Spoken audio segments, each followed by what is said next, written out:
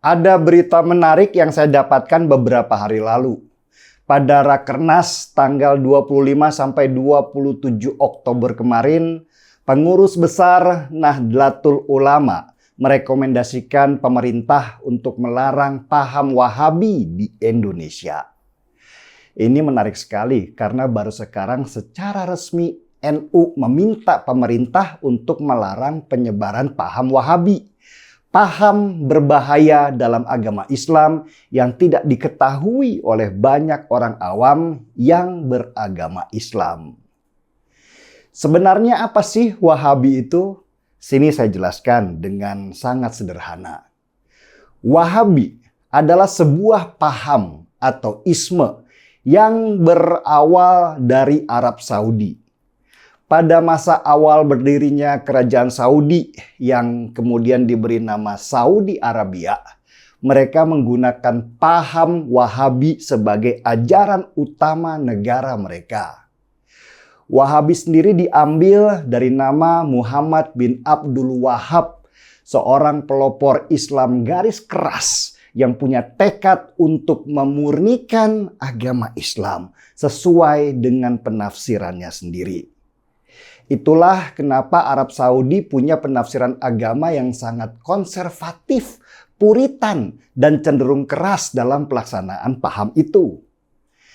Dengan dana yang berasal dari keuntungan minyak, paham Wahabi ini disebarkan ke seluruh dunia oleh Arab Saudi. Kebetulan di tahun 1960-an, Amerika butuh Arab Saudi untuk menyebarkan paham Wahabinya ke seluruh dunia dalam rangka melawan Uni Soviet yang pada waktu itu mengusung paham komunis. Dana ribuan triliun rupiah yang berasal dari hasil penjualan minyak itu disebarkan lewat pembangunan pesantren dan masjid di seluruh dunia untuk membendung pemahaman komunis. Sesudah komunis kalah, paham Wahabisme kemudian berkembang seperti virus ganas di banyak negara dan malah menghancurkan negara-negara Arab sendiri. Dari paham Wahabi itulah muncul gerakan-gerakan penegakan khilafah yang dimotori oleh Usama bin Laden lewat Al-Qaedahnya sampai ke ISIS. Sebenarnya Amerika pun ada di belakang penyebaran dan pembentukan organisasi-organisasi garis keras itu dengan tujuan merebut sumber daya alam di sebuah negara dengan biaya yang sangat minimal.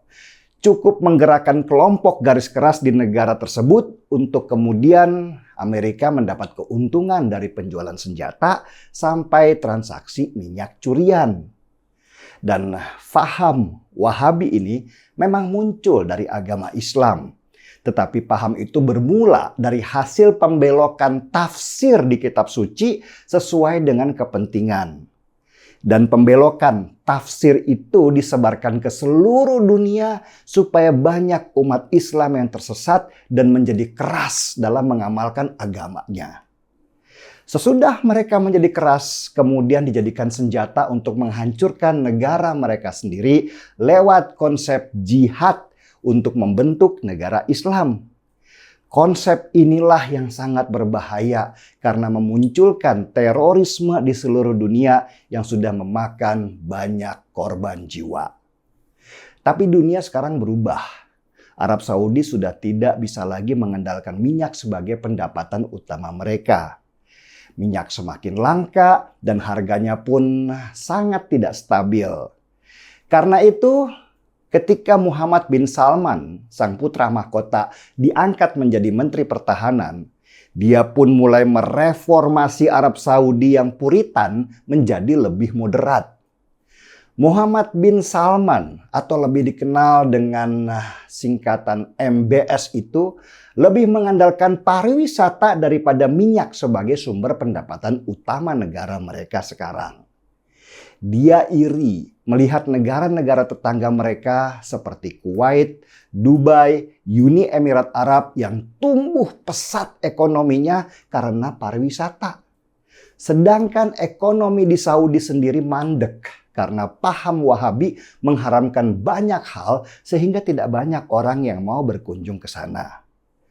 Itulah kenapa Dalam sebuah wawancara, Muhammad bin Salman berucap akan melarang paham Wahabi di negaranya dan menggantinya dengan paham Islam yang lebih moderat dan ramah dengan tujuan menaikkan ekonomi dari sektor pariwisata di negara mereka. Paham Wahabi atau Wahabisme di Indonesia ini masih kuat banget penyebarannya.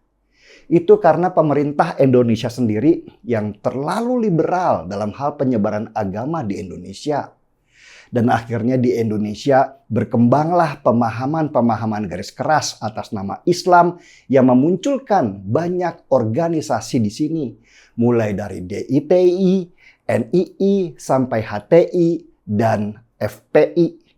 Dan kalau paham itu tidak diberantas di Indonesia, maka akan selalu muncul organisasi-organisasi baru yang mengatasnamakan agama Islam yang berpotensi menghancurkan negara.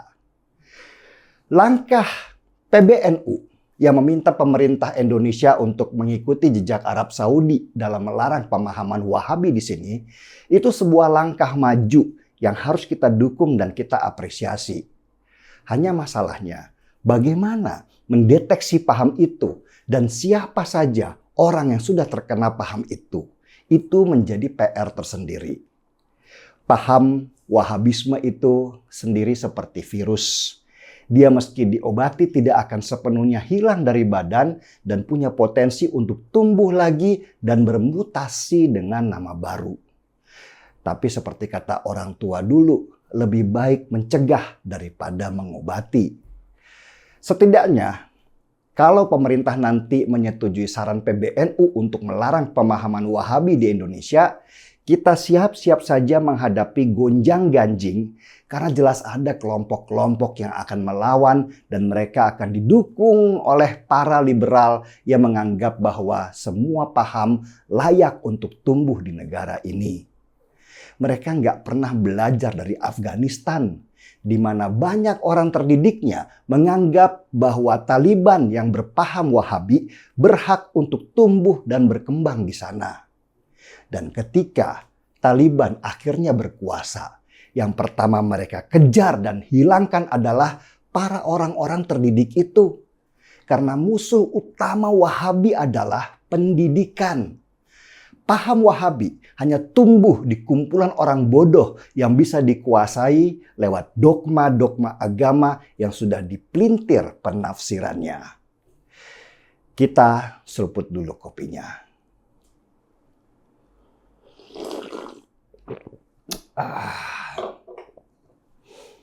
Markibong, mari kita bongkar semua.